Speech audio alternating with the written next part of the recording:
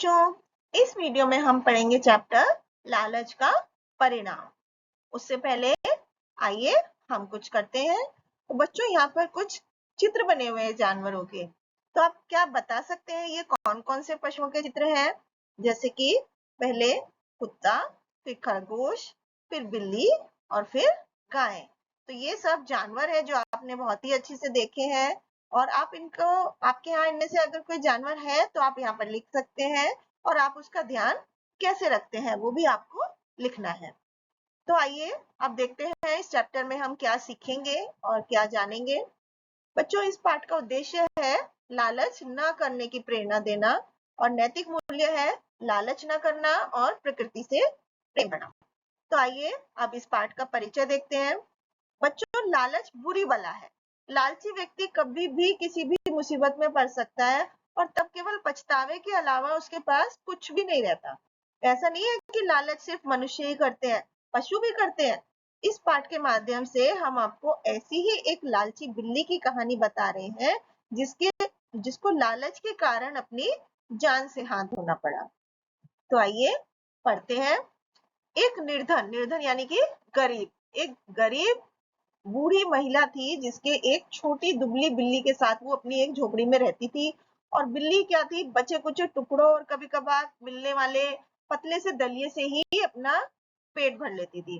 तो एक दिन सुबह वो दुबली बिल्ली ने सामने वाले मकान की दीवार के पास एक मोटी बिल्ली देखी, और दुबली यानी कि पतली, जो कमजोर सी बिल्ली थी, उसने मोटी बिल्ली को आवाज लगाई, अरे सहेली, ऐसा लगता है कि तुम हर दिन दावत के मजे उड़ाती हो। मुझे भी बता दो तुम्हें इतना सारा खाना कहाँ से मिल जाता है। तो मोटी बिल्ली ने जवाब दिया कि राजा की चौकी पर और कहाँ मिलता है। हर दिन जब राजा खाने खाने बैठता है तो मैं उनकी चौकी के नीचे छिप जाती हूँ, और वहां पर जो गिरने वाले स्वादिष्ट टुकड़े रहते हैं चुपके से उठा उठा कर उन्हें खाती रहती हूँ। तो दुबली बिल्ली आह भर कर रह गई। मोटी बिल्ली ने फिर कहा, मैं तुम्हें राजा के महल में कल लेके चलूंगी, लेकिन याद रखना वहां पर तुमको छिप कर रहना पड़ेगा। अरे वाह, धन्यवाद। ऐसा बोलकर बिल्ली खुशी के मारे म्याऊं म्याऊं चिल्लाने लगी और अपनी मालकिन को बताने चल दी। अब बूढ़ी महिला ने जब उसकी बात सुनी तो वो खुश नहीं हुई और समझाने लगी कि मेरी विनती है, यानी मेरी तुमसे प्रार्थना है कि तुम यहीं पर रहो और यहाँ मिलने वाले दलिये में ही संतुष्ट रहो, सेटिस्फाइड रहो। अगर वहां पर राजा के नौकर चाकरों ने तुम्हें चोरी करते देख लिया तो क्या होगा? लेकिन दुबली बिल्ली लालच में फंस चुकी थी।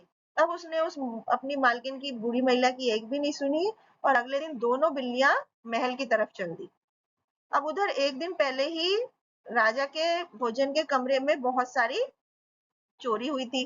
तो बिल्लियां क्या होती हैं बच्चों, स्वभाव की बहुत अच्छी होती हैं। तो हमें उन्हें प्यार से रखना चाहिए, बल्कि हमें हर एक जानवर को प्यार करना चाहिए, क्योंकि ये सिर्फ हमसे प्यार चाहते हैं और कुछ भी नहीं। और बदले में वो हमें इंसानियत का एहसास दिलाते हैं और हमारी सुरक्षा भी करते हैं।